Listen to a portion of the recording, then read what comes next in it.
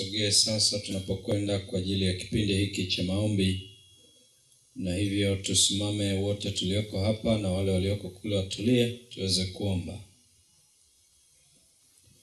Baba yetu na Mungu wetu, wewe ambaye umekuwa pamoja nasi usiku wote, umetulinda, umetutunza hata kutuamsha asubuhi ya leo, jina lako litukuzwe.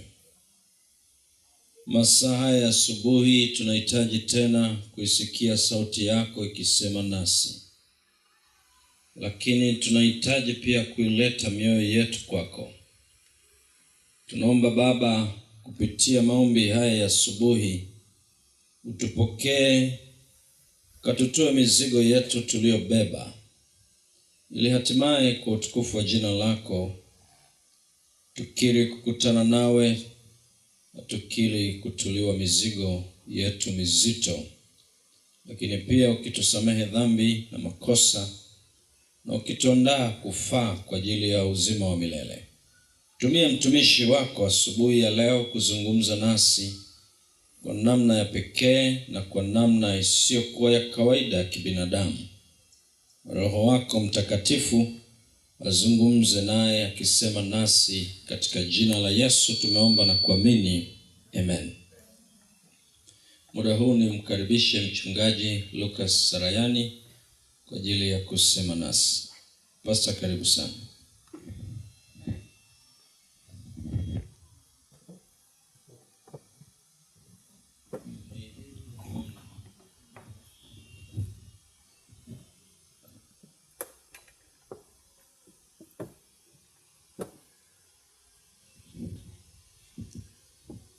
Bwana Yesu asifiwe. Amina. Habari za asubuhi. Nzuri. Mungu wetu anastahili sifa kwa jinsi neno la Bwana asubuhi ya leo. Tuweze kuingia kwenye maombi. Tunakwenda kujifunza sifa au tabia 7 muhimu kwa wale watakaopokea mvua ya masika. Uwepo wa Roho Mtakatifu kwa ajili ya maisha yetu ni jambo muhimu sana, na ni lazima kila mtu ajiandae na awe tayari kutumiwa na Roho Mtakatifu. Na Mungu anamwaga Roho Mtakatifu katika vipindi viwili kwa ajili ya kukamilisha kazi ya ukombozi ndani yetu. Na kipindi cha mitume au kanisa la kwanza, Roho Mtakatifu alimwagwa kwa mfano ama akielezwa kama mvua ya vuli. Kwa hiyo kuja kwetu kwa Kristo, tunatubu, tunaungama, tunashinda dhambi zote. Hatushindi kwa uwezo wetu, ni Roho Mtakatifu ambaye anaendelea kutawala, kuongoza, kushawishi watu kuja kwa Kristo.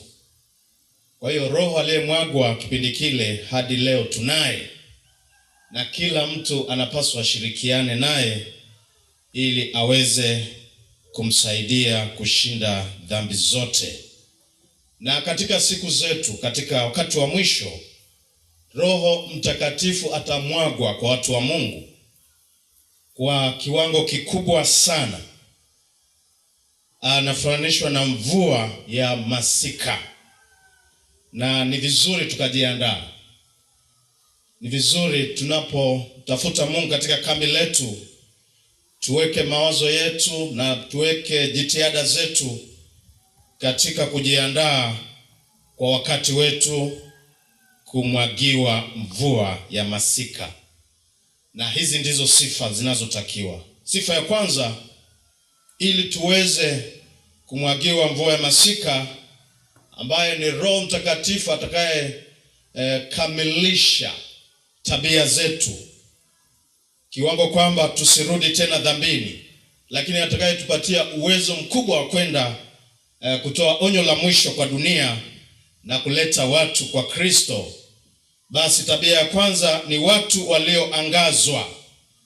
Watu walioangazwa, kama tulivyojifunza wiki hii kupitia mtumishi wa Mungu Pastor Luhambat, Petro wa pili 1:19, ya kwamba nasi tuna lile neno la unabii lililo imara zaidi, ambalo mkiliangalia kama taa ing'aayo mahali penye giza, mwafanya vema mpaka kutakapopambazuka na nyota ya asubuhi kuzuka mioyoni mwenu. Kwa hiyo lazima kuwe na watu walioangazwa, wanaojiandaa kumwagiwa mvua ya masika.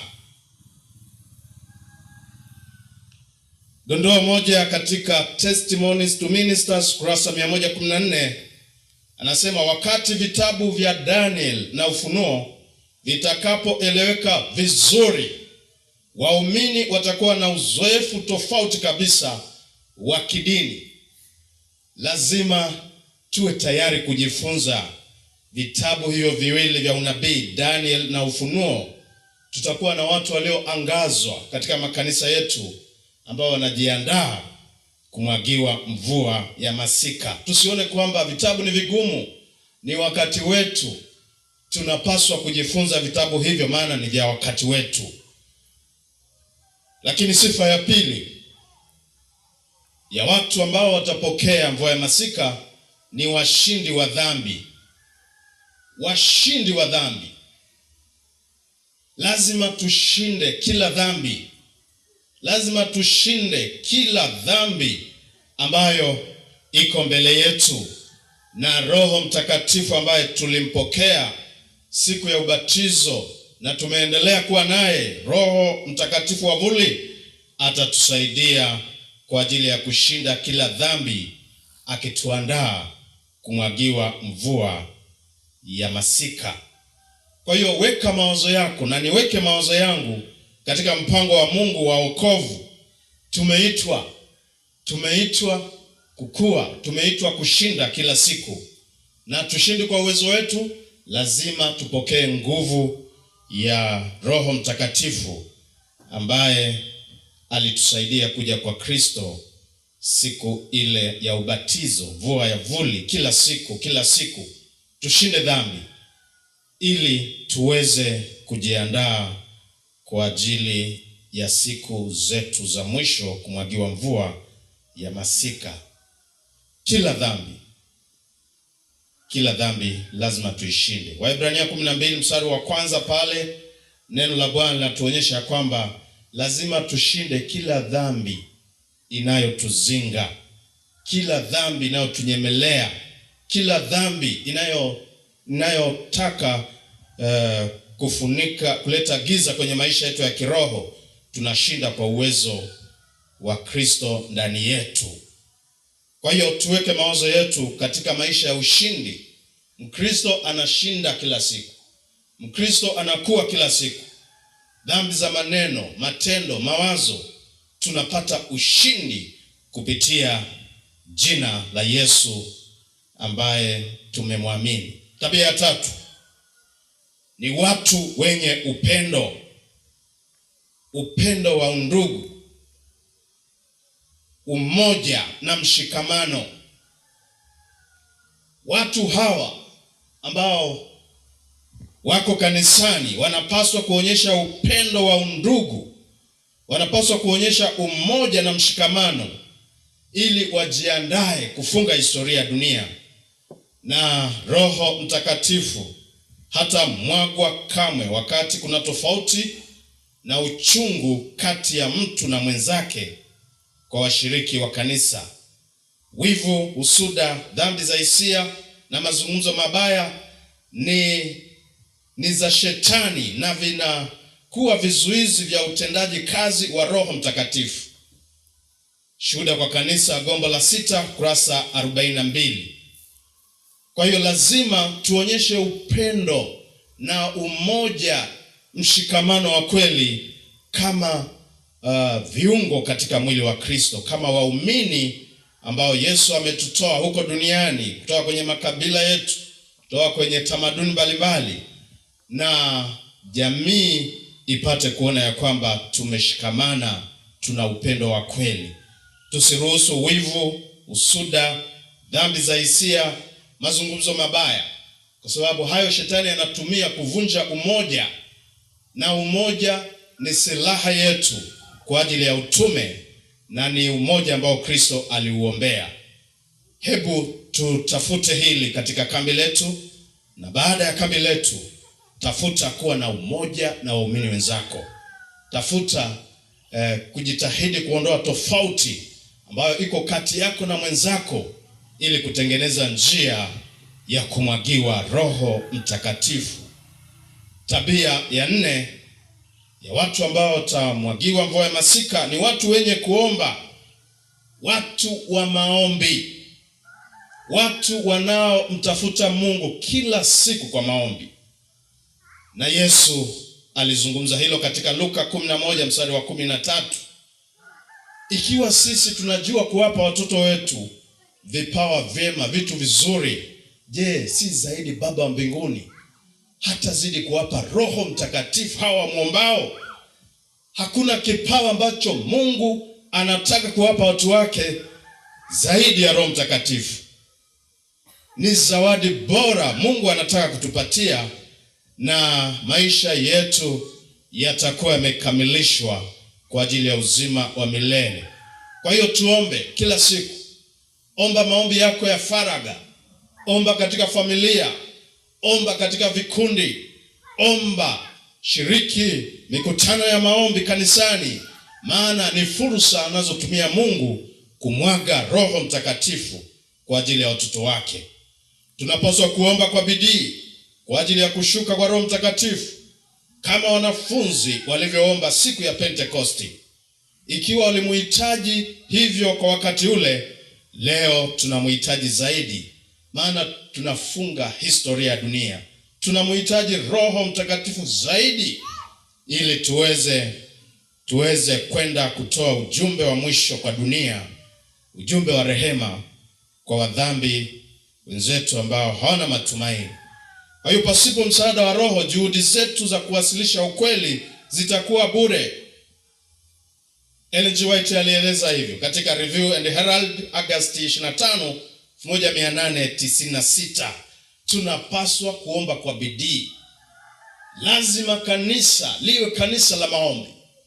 Lazima tunapokutana kwa ajili ya shughuli za idara, tutangulize maombi ya dhati, tumtafute Mungu. Mtu mmoja mmoja katika maombi yake ya faraga, siku maalum za kufunga na kuomba, ili tuandaliwe kumpokea Roho Mtakatifu. Tabia ya 5 ni watu wanaofanya kazi ya Mungu. Watu wanaofanya kazi ya Mungu wanajiandaa kwa ajili ya kumwagiwa Roho Mtakatifu. Hata mwagwa kwa mtu ambaye yuko kanisani lakini hafanyi chochote, hayuko kwenye idara kwa ajili ya kufanya kazi ya utume. Lazima tufanye kazi ya Bwana katika idara za kanisa, katika mtu mmoja mmoja, kushuhudia kwa majirani. Tufanye kazi tunapojiandaa kwa ajili ya kumwagiwa Roho Mtakatifu. Uvivu, kanisa lenye uvivu, shiriki mvivu na mzembe, kanisa lisilojali utume ambao Kristo ametukabidhi, halijiandai kufunga historia ya dunia, halijiandai kumwagiwa Roho Mtakatifu, mvua ya masika, kwa ajili ya kukamilisha kazi. Anatakiwa kila mmoja wetu anatakiwa afanye kazi, ili Mungu aone, huyu nikimpa mvua ya masika atakwenda tena kukamilisha kazi, kutoa ujumbe wa rehema, ujumbe wa mwisho kwa dunia. Kwa hiyo tufanyeni kazi, tumie fursa ambazo Mungu ametupatia, maana tunaishi kwa ajili yake. Tunaishi kwa sababu ya utume, na Mungu wetu atatutumia sana kumaliza kazi kwa ushindi. Tabia ya 6 ni watu wenye kiasi. Hawa ni watu wanaofuata kanuni za afya. Hawa ni watu wanaotunza nguvu za miili yao ili waweze kumtumikia Bwana, waweze kufanya kazi ya Bwana wakiwa na afya njema. Maandiko yanaeleza vizuri ya kwamba Mungu anataka watu wake wawe na afya njema. Waraka wa 3 wa Yohana